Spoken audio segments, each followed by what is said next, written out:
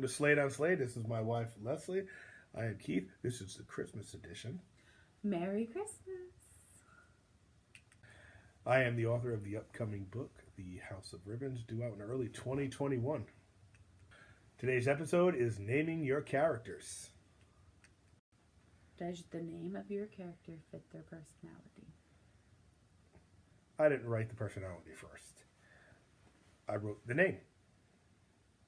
I selected from a list of names I created, and then the personality took shape from there. In my manuscript, I made it seem as organic as possible because you got some Marks, you got some Johns, some Davids, some Rickies, some Shannons, some Leslies, and some Tinas out there, and your personality isn't surrounded by your name.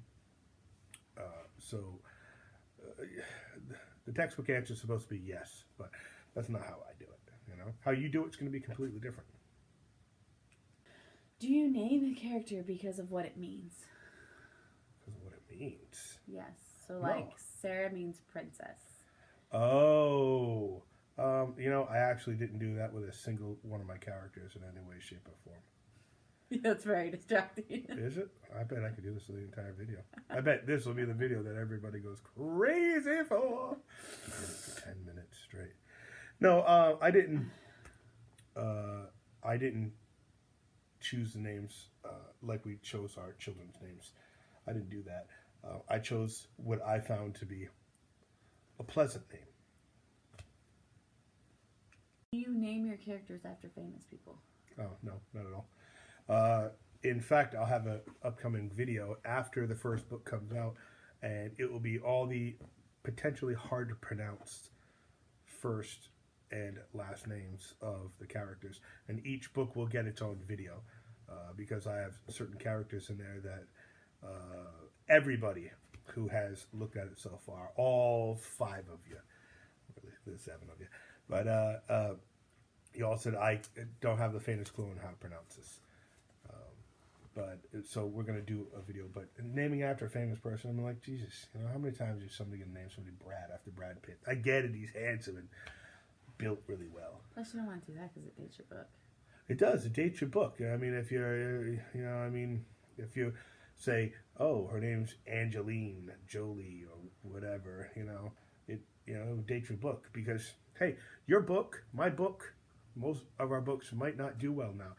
Doesn't mean somebody will not be able to look them up 100 years from now. So if you name somebody Greta from Greta Garbo or that climate control girl, it's really going to date exactly when you did that. And some books you don't want that.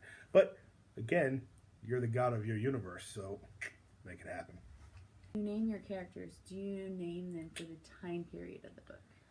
Oh, you mean if we're doing something in the Victorian era? Yes. No. My book doesn't, because it's fantasy, sci-fi, we don't have any of that, classic like Sir Evan or Sir Arthur. We don't have any of that. But it is important to note that if you're writing a book and you're dealing with, early dynasty, first century China, Egypt, or anything like that, that you must be really careful because you don't want to mix names that wouldn't exist there because it could throw off the history buffs. But then again, it's your book, go wild with it. You could always say it's in the multiverse. Say, oh, really? You didn't like that? Well, guess what? My book happens on an alternate version of reality where the Victorian era actually had light bulbs. So, nana boo boo, pick a finger and lick some doo doo. Are your characters' names easy to pronounce? No. No, some of them are. Some of them are easy and some of them... So you got Sophia, Sherry, and Soniko are the 3 main characters that you're going to encounter in the very first couple of pages of the book. But then you're going to get into more complicated names that you'd never seen. Some of these names took me, 6-7 minutes to create. How did you come up with some of the names that are unique? I sat down with Google and I started effing around with names until I came up with Asya, Asya, and I just wanted to see if it would work. And then I added, she had sisters, Zyra and Gyla. So it's just messing around with until I can find Google does not find it.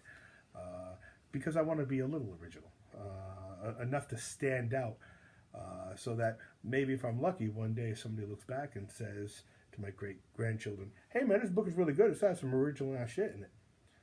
And sometimes all it takes is an original name. So my question for you is there a reason why you're wearing a Santa hat and not antlers? Because I'm doing it for the hoes. The ho-ho-hos. You know those little chocolate cakes? I love those things. Totally thought you were going somewhere different. Oh my God. Ugh. Save that for the Valentine's Day edition. I think I did that wrong. You know? Am I supposed to poke myself? It's an Asian thing. I don't know. In closing, I'd just like to say, remember, and I'm going to say this in a lot of different videos, you're the god of your universe. Your book baby, your manuscript, whatever you want to call it. Name the characters what you want, okay?